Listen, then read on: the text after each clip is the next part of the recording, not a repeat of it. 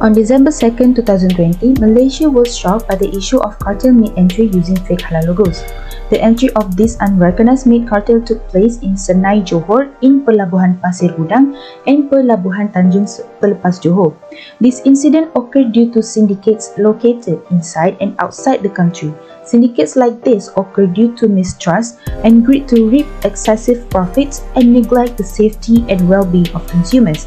Based on a Sinar Harian newspaper report, the supplier company involved used fake documents including customs forms, import permits, halal certificates, and payment receipts. The meat is imported from 4 countries, namely China, Ukraine, Brazil, and Argentina. To obscure the eyes of local authorities, supplier companies at the same time also import meat from legitimate sources. All imported meat is placed in a special storage area before being repackaged. The imported meat will be put in a box before the fake halal logo is affixed.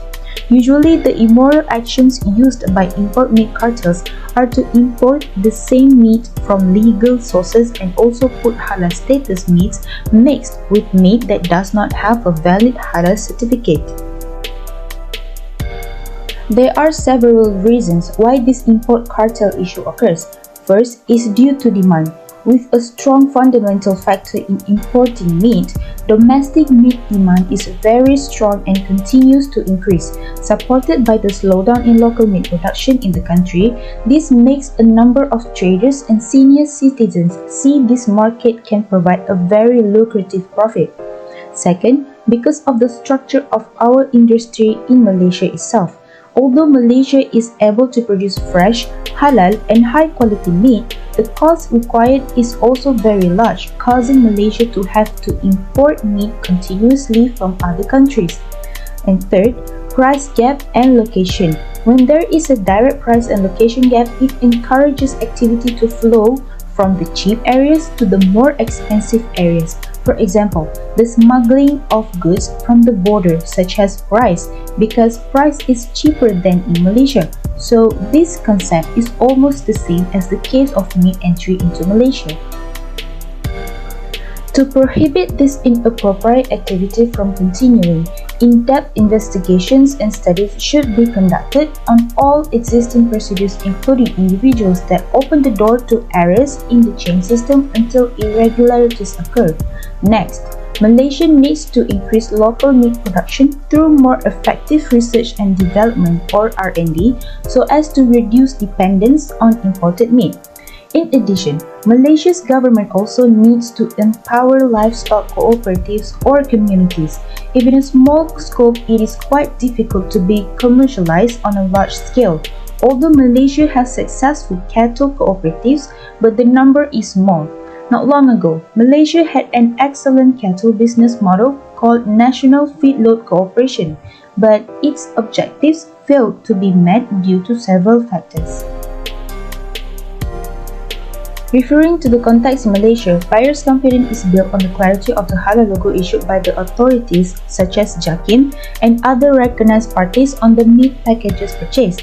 The halal logo placed on each food packaging, whether raw or processed, is very helpful to Muslims in ensuring the halal status of a food product.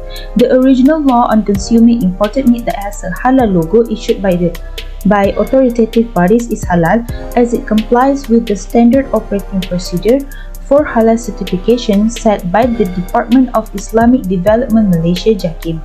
The original law will remain until there is evidence or proposition that changes or alters its circumstances. This is based on the method of fiqh that has been set by the scholars as mentioned by Imam As-Suyuti, which means basically a law remains according to its original law.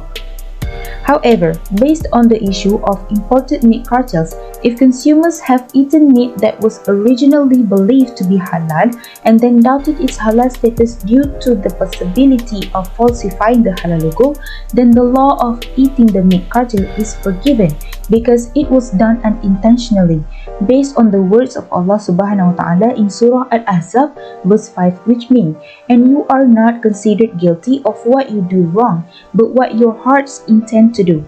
And remember, Allah is oft forgiving, most merciful."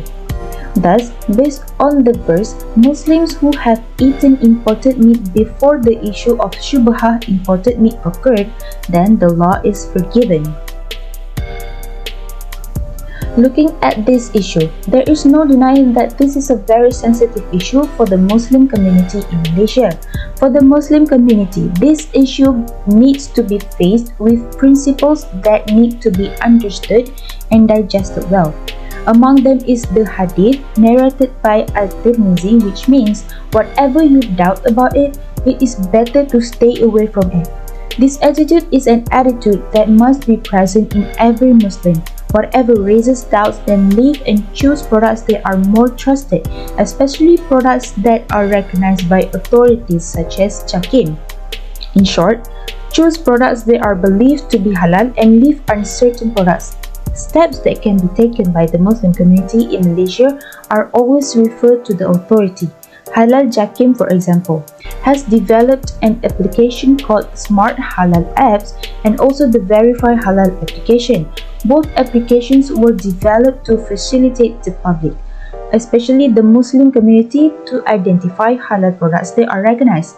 In addition, people are also advised to not spread false news because spreading false news can cause chaos in the community. Thus, people should get the right and accurate information before spreading it. In conclusion, this thing that has happened is something that is very regrettable. The parties involved in these irresponsible acts as well as those who conspired with them should be brought to justice and prosecuted based on the evidence that has been found. Severe actions and punishments on them in this regard so as to be a lesson and instruction to the public not to mortgage the public interest for personal gain and interest. In addition, inspections, monitoring, and enforcement should also be tightened and carried out more efficiently and comprehensively to ensure that such issues do not occur in the future.